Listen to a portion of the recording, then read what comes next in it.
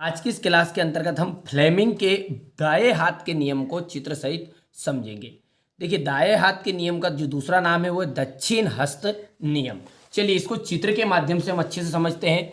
यहाँ पर देखिएगा आप, ठीक है, ये है आपका दायां हाथ, ठीक है, जो ये दायां हाथ है और ये बायां हाथ, यानी कि सीधे हाथ का नियम है ये, ठीक है, और बाएं को कहते हैं उल्टा हाथ, ठीक है भैया।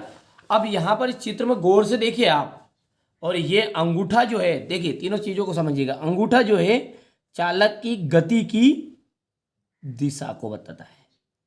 क्या बताएगा? चालक की गति की दिशा को बताता है। और ये जो उंगली है हमारी, जैसे ये अंगूठा है, ठीक है, ये अंगूठा जो है ये आपका अंगूठा कहलाएगा, ये तर्जनी कहलाएगी, ये मध्यमा, ठीक है, क्या कहलाएगी आपकी? मध्यमा, ठीक है। चलिए, तो ये जो अंगूठा है वो चालक की गति की दिशा बताता है, और तर्जनी जो है चुंबकीय क्षेत्र की दिशा को बताती है। तो ये दो कंडीशन होनी चाहिए। पहली, चालक की गति की दिशा बतानी चाहिए कोई अंगूठा, थोड़ा समझिए आप, अपने आप याद रहेगा। और जो तर्जनी है वो चुंबकीय क्षेत्र की दिशा को बताएगा। तो अपने आप जो बची हुई मध्यमा है, ठीक है, ये तीन उंगली की बात चल रही है, ठीक है, ये एक अंगूठा है और ये तर्जनी है, और बची कौन है? मध्यमा। तो ये मध्यमा जो है वो चालक में प्रेरित विद्युत धारा की दिशा को बताएगी, कि दिशा को प्रदर्शित करेगी। कब करेगी? जब अंगूठा चालक की गति की दिशा को बताएगा, तर्जनी चुंबकीय क्षेत्र की दिशा की ओर प्रदर्शित करेगी, मतलब चुंबकीय क्षेत्र की दिशा को बताएगी, तो ऑटोमेटिकली आपकी जो मध्यमा बची है वो चालक में प्रेरित विद्युत धारा की दिशा को प्रदर्शित करेगी। बस यही क्या है आपका वास्तव में दक्षिण हस्त का नियम है। अब इसको तुरंत तरीके से बता दें।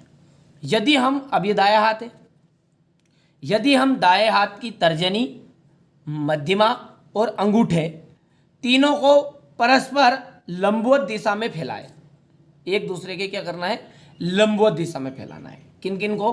अंगूठे को, ठीक है, अंगूठे को, तर्जनी को, मध्यमा।